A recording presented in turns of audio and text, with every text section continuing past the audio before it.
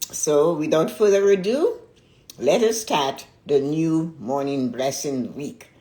So today, what I need you to understand is that the law of your mindset, there is something called the law of mindset. Your internal thoughts shape your external world. It is the fact of life, and it is the law. It is the law. Your internal thoughts shape your external world. Nothing else shapes your external world more than your internal thoughts. And that is something we all must remember. What is happening in our mind internally is what comes out externally.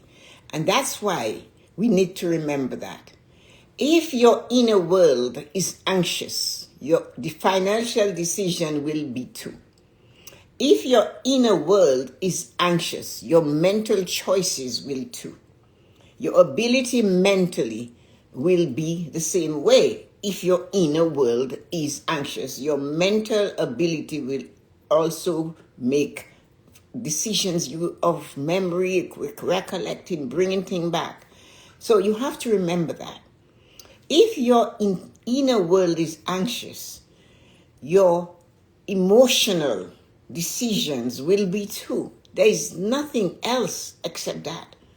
It all starts from inside out. Do not believe that your actions are based on outside. Outside might affect it. It might be a symptom, but it's not the cause.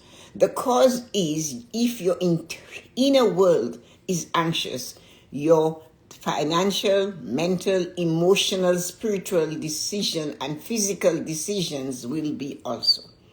Think of the times that you were anxious. And you were so anxious you did not stop to look where you were headed.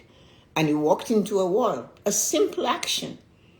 But walking into that wall or banging your arm on a door frame or slipping because you were in the moment, you were anxious, you were just taking what happened outside and you're carrying it with you and it's affecting you. So the choices you're making when you carry an inner world that is anxious is not always positive if you are making it part of your daily routine. Before you look at your emotions, right? Check and see where are they going. So before you just take off, look at those emotions of yours. Where are they headed? Before you look at your finances, tap into your emotions and say, what am I feeling emotionally? Am I getting to the point where I just have to do this regardless of the consequences? Or do you even know that you are aware of the difference now? That maybe now is the time to pull back? I sometimes always have a story because I'm going to be 80 in 3 months. So you can imagine what I've gone through, right? The ups and the downs and the joys and the satisfactions of life and the fears and the being afraid, being not looking at it and seeing it as it really is, but seeing what I think is going to happen. So one of the things I remember so clearly, I must have been 15, 16. I remember watching a movie, and I don't think it's available to see. It's called The Prisoner of Zenda. And the actor I remember was called Stuart Granger, an English actor. Of course, he was handsome. And he was fighting, they had sword fights, and they were in a castle. And when the opponent slashed his sword from his hand, it fell. And he was standing and facing the guy with the sword coming at him, and behind him is a window with a ledge, a big ledge. And beyond that is a moat, a lake. He turned, he looked at the guy, he looked at the lake, and he said, I'm going to live to fight another day. He did not run towards the sword. He jumped in the moat and swam ashore. And that stayed with me all those years. And for some reason, we forget our mindset is the thing we have to remember. Even in that moment, you have to consider, and this is written in my goal-setting journal, in my gratitude journal, to ask yourself in the moment, is my action now going to take me closer or further away from my dream goals or desire? Can you imagine you pause just before you tell someone where to go, especially somebody that has the right to keep you employed or to let you go? Somebody that is looking at you and making a decision of whether you get a position or whether you get money or whatever that person has that you want. And what are you going to do to them? Think of them, say it to them. Is it going to bring you where you desire to go? Or is it going to keep you or send you where you do not want to go? So that is why, yes, there is a law called the law of mindset. That mind of ours, if we do not harness it, it takes off. It goes wherever it chooses to go. It also falls in the mind of others. And Tessa-Marie, how does that happen? Yes, it does. Because if you allowed somebody's opinions and all the assumptions and what they say about you to rule you, you have opened your mind to accepting what you do not want. But it didn't come from you. It's not inside of you. It is inside that person. So that's when we'll allow what is happening outside of us to affect how we live our life. This is not selfish. This is survival. This is making sure you get to go where you want to go. And you must remember, your goals, dreams, and desire will not align with everybody in your life. Sometimes it will not align with that person you said 40 years ago is my soulmate. They complete me. And that really amazes me, why another human has to complete you. You're not a work of art that is unfinished. You are a work of art that is completely finished, valuable, no price can be paid for you. So when you say to yourself, mindset, that person completes me. What was missing that they had that you could take and make you complete? You see what I mean? You're giving that person the right to dictate where you go, how you come. In a relationship, you still have to be you. My mom said it to my cousin once, and it was so amazing. She was so excited. Her husband was going to go back to school to get this degree and la, la, la, la. And she's, you think she was getting the degree? And my mother looked at her and she said, and when are you going back to get your degree? And the whole room went silent. And she I don't know. Well, that is something you should know. And that is something you should celebrate, that you know. And that is something you should take action on, my mom said to her. So you see, we cannot raise somebody else's flag when our flag is on the floor. And if you are a woman listening, if you are a man listening, and we think sometimes it's only the women that find themselves in this position, but men do too. Being in a relationship doesn't mean you have to take the skin of the relationship and cover you. It's a relationship. You have to have a relationship with you first in order for you to have a relationship with others, a valuable relationship. When you state that I am good enough, I've got what it takes, can make choices that affects my life, it does not have to be harsh. These things are not supposed to be harsh. They're supposed to be determined, focused, and thoughtful, because it's all about you. As much as you think it's all about everybody, it's not all about everybody. I cannot protect my children if I cannot take care of me. It does not make sense. So we can give them every last nerve and sinew we have in our body, but it will never be enough.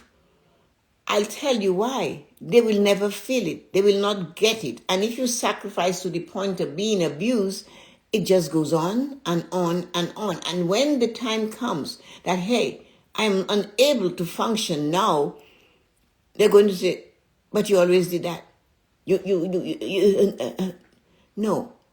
You see, nobody will tell you when to stop abusing your body to make others look better. No one is going to tell you to stop. The only place you will find that is in your mind. So let me ask you a question. When, this is the time that money is it. Everywhere you turn, money is it.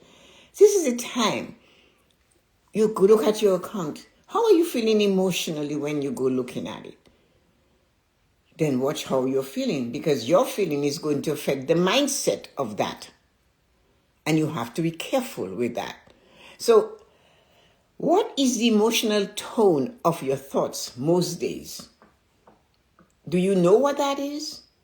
You have a business, you have a career, you have things you desire to see and to be done for yourself and those you love. Are you afraid? Are you afraid that it just wouldn't work out? Is that what you're saying? Are you feeling pressure to do what you do not desire to do, to keep somebody else quiet? Or do you just worry about everything, and especially the things that you cannot control? We have to stop feeling that way about life. The thing is, though, are you feeling peaceful? Actually peaceful? Have you been able lately to sit somewhere and feel that tiny moment of happiness? I told you guys something a few decades ago. Not really. But what it was is this. Happiness is a moment in time. It is a moment in time. Moments don't last forever, do they? Time, but there's moments all through time. So happiness is one of those things you will get just at that moment. You could feel it in many different ways. If you're able to just feel happiness somewhere here without anybody else in the room or anybody else because of them, then you found your little bit of happiness. It doesn't last. It is fleeting. It goes away. And do not confuse it with contentment either. When you feel that little bit of happiness, like, I feel happy, before you could finish acknowledging it, it has gone. Because you see, happiness is a moment in time. It is not longer than that. But when you have peace in a turmoil, the peace will remain. In joy, that peace will remain. When you have achieved, what is your mindset? I want to make $500 million, so you got there. Did you pause, acknowledge it, bless it? Or did you say, okay, now I need to get to the million? Which one is it? How can I open the door for you to get to the million when you haven't acknowledged the 500,000? So when you have accomplished and you do not stop and praise the accomplishment or grateful for the accomplishment or acknowledge the accomplishment, every time you arrive where you desire to go, there should be a moment of pause. That moment could include having a cup of coffee, but just pausing. Maybe you'll say, Tessa-Marie, why are you feeling great that you did laundry? Because that was on my list. I needed to do it. So now that I've done it, I'm going to pause in the moment and say, I did the laundry, and feel good. And then that's when you do this.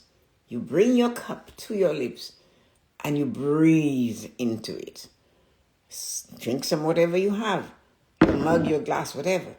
But acknowledgement is the law of mindset. Acknowledge where your mind is going, because emotions quickly drive decisions. All our emotions, and I always remind you, our emotional prosperity is targeted by our 5 senses, right? You know that. So it's not about avoiding having emotions. It's about understanding and regulating your emotion. The choice. Should I go and fight with this person who have a sword and I don't have a sword? Or should I jump and swim ashore and save myself so I can come back and I can live to fight another day? I use all these analogies, and I said the person holding the handle of the knife is more deadly than you facing the knife, because you see, if they push, you'll get hurt. If you grab, you're going to get hurt. So what should you do? Stand still, breathe, and run like wild dogs are after you. Because you have to get out of that situation, or you can pause and see whether you can do something, not maybe with action, but a thought, with a word that would flip the knife the other way. And that takes regulating your emotion in the moment. When emotions are unmanaged, we spend impulsively. We act impulsively. We act with no responsibility. Excuse me. We fail the spiritual pillar. We fail the physical pillar. We sabotage long-term stability and security. You see, whenever that thing is not working, that mindset is not in the right place, it affects our life. It's not the government that affects our life. It's not. It's how we react to what the government is doing, how we prepare ourselves to look after ourselves in the wide world. And that is the wide world, where we live, the country where we live. We choose our lane. We stay in that lane. You guys know I was away. And you get driven back and forth with people that are driving you, and you hear they talk. They ask you, do you want conversation or not? Of course, I'm going to say yes, right? So, and they talk, they bring up something to you, and that's the time that I listen to them. And I hear the actions and the regrets. I hear the choice and the decisions. And then I hear the life they're living based on those choices and decisions that they made. And it affects everybody. Where were you? What were you thinking? Have you ever heard that? Has somebody ever told you that? What were you thinking? How do you answer that? At that time, when you made that choice, what were you thinking? When somebody in a classroom tells me, when I came to Canada, I just thought that I would have all this opportunity, money coming, the government would give me money. And the government is not giving me now the investment. It's not giving me the returns that I want, and I could have well done all up. The way they talk, and you're in a classroom and you're watching this person tell you this, and you're talking about financial prosperity. And they're angry because they made a choice to come to Canada and it didn't work out for them because they had preconceived notions that it was just going to fall. And you know me, I said, so tell me something. Did they tell you that the streets of Toronto were paved with gold? More or less, yes. I said, sure. I said, did they give you this? And I went to the chalkboard and I drew a pickaxe. Those of you who do not know a pickaxe, Google it. And I said, you see that? To get to the gold in the streets of Toronto, you need to break through the concrete and the asphalt. That means, my dear, you have to work your ass off. And that is the truth. I actually had to do that. The minute I drew that axe on the board, I hear people went, uh-oh. Because it is not coming to you unless you do something yourself. So when you are waiting for this person, and the axe is just an analogy for him, but it's an analogy that you can use.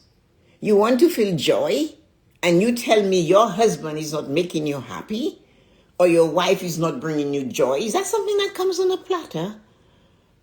I would just want to know, how does that get delivered to you?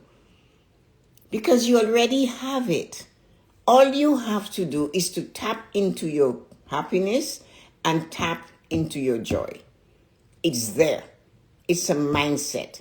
No matter how tumultuous this world is at the moment, there are pockets of joy that each and every one of us, and peace and happiness that we can go in and tap into. But if we saturate every ounce of our mind with what other people's opinions are about what's going on in the world, then we are defeating the purpose of actually growing and becoming the human being that we desire. We forget our plans. Because now we're into the plan of all these people that are around us. The law of mindset. How are you acting? What are you thinking? What are you afraid of? What do you feel? It's all about your feeling. What you feel, that when you do it, you feel good. These are the things you have to do. This is what brings you the joy and the peace of mind. My brother called me twice. Oh, no, I called him. Hadn't spoken to him for over a week. Not my brother, one of my brothers. I have 5.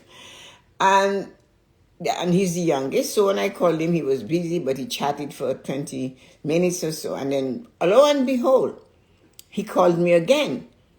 And I said, oh, but we spoke today. He said, yeah, I forgot to tell you welcome home. I said, oh, thank you. And he said, I was thinking of you, and I was thinking, I haven't met anybody who is more peaceful and joyful. I said, well, you're not normal. You're looking for somebody else. He said, no. He said, what I enjoy is that when you talk with me, you listen, and then you will not just absorb it, but you will let me know how you feel. And he said, for the first time in a long time, I went a whole week without feeling that the persons I'm talking to, were actually hearing me. And he said, and you would say, you know what, you're going to be all right. He said, every day from time I can remember, you always said to me, it's going to be okay. And all of you here today, when were the times that you felt it wasn't okay, but it became okay? Did you realize that when you were saying, oh, it's not okay, nothing is working for me? But it is okay. It worked out okay. You came to the end and you realized, I did it.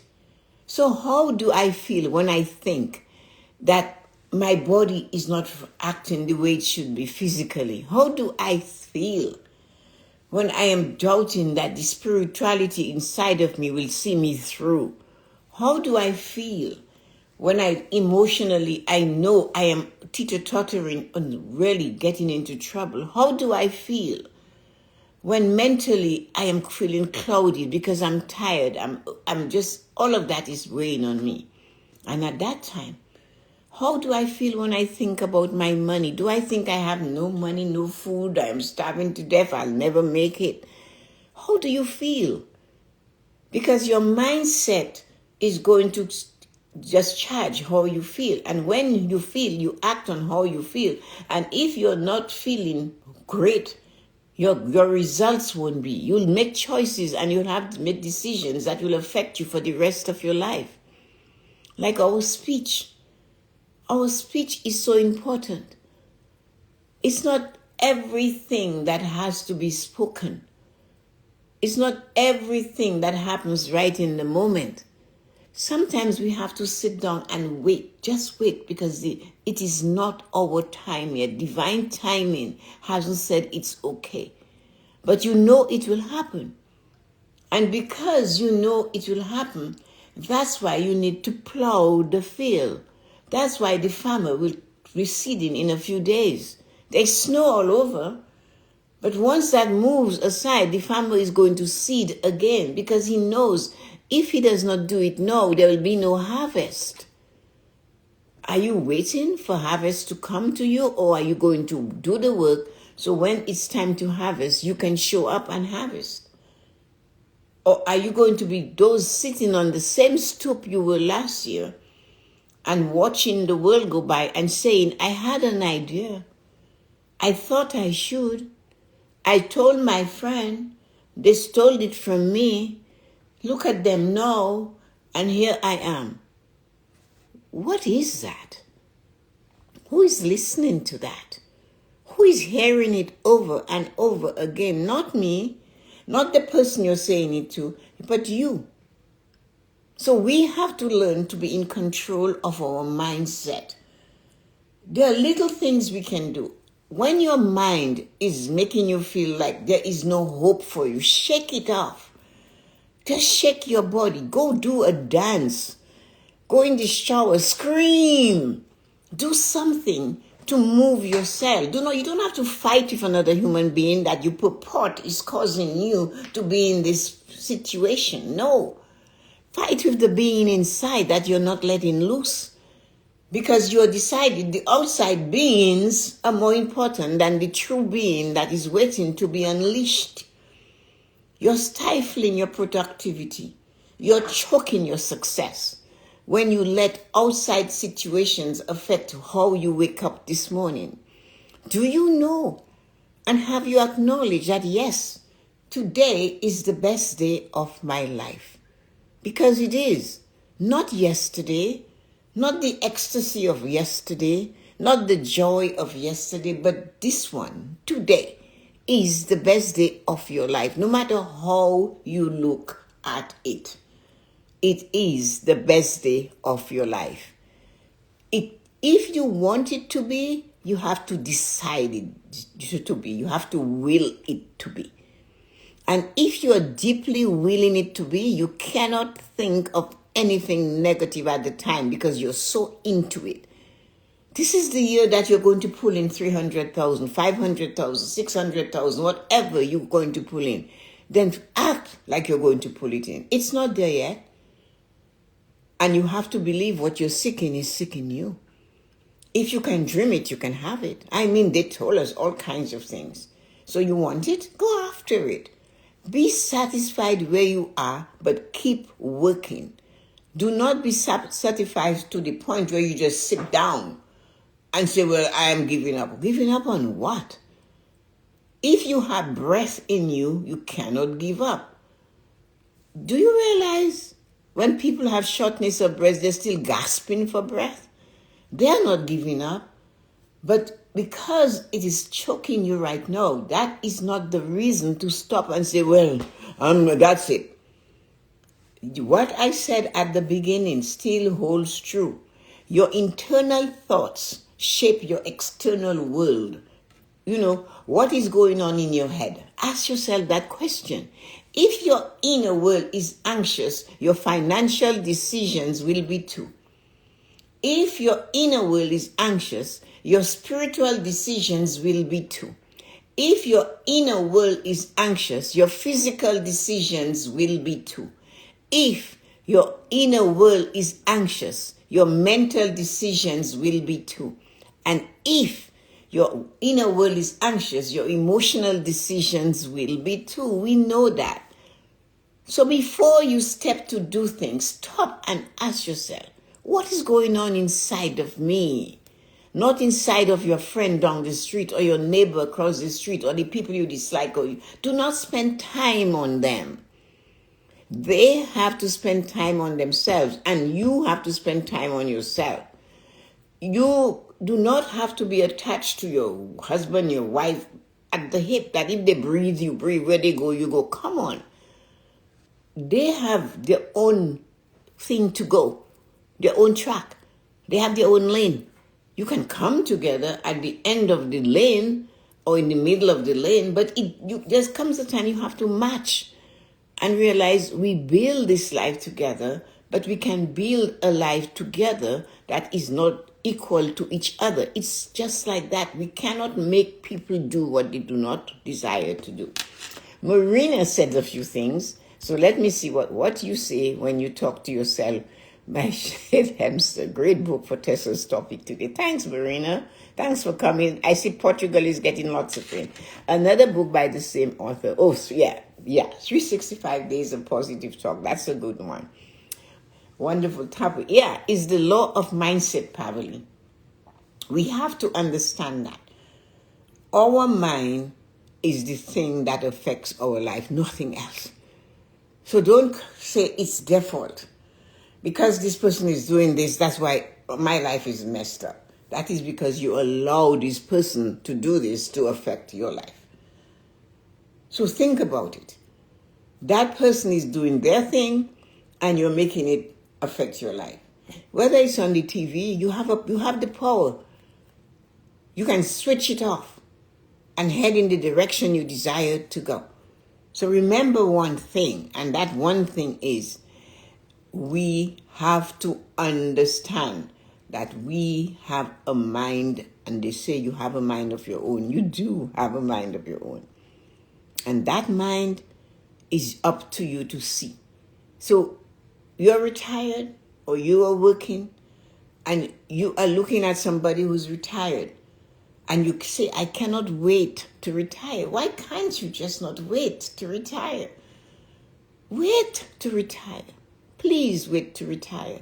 So when you get there, you can savor it, plan it, put things together, look at where you are and check out what it is I can fix, what it is I should do to enable me to get to the type of retirement I'm seeking. And most of all, do not give up. I know, Yuko said, no more, the dog ate my homework. The dog, it didn't eat your homework. Your husband, it's not your husband's fault you didn't get there. It's not your parents' fault you didn't get there. I am so grateful to the God that created me and to the parents that bore me. Because when I look at me, I realize how exquisite I am prepared. But they gave me a gift to observe. It's not that I'm better than anyone, but I realize I am exquisite. I am able to observe. I'm able to listen. And maybe some of the things I tell you didn't happen, like when I told you about that movie, 15, 16. But my memory held it. And I always looked and remember these two ladies that in their 50s or whatever old they were past 40, they took their father to court so that because he made them do housework and in their home and they didn't attain the career choice. Okay, you were growing up. You lived in there. But no, you're no longer there. So taking him to court to get his whatever, is that the answer? But no, so do not take the life you had to live as a child and then blame it for the life you're living as an adult. You are no longer a child and you are in charge now of you. So we have to just keep going in the direction that we have to go to get to the place where we desire to be and do not look back. The last person looking back, according to my mother, turned to a pillar of salt. There's nothing back there.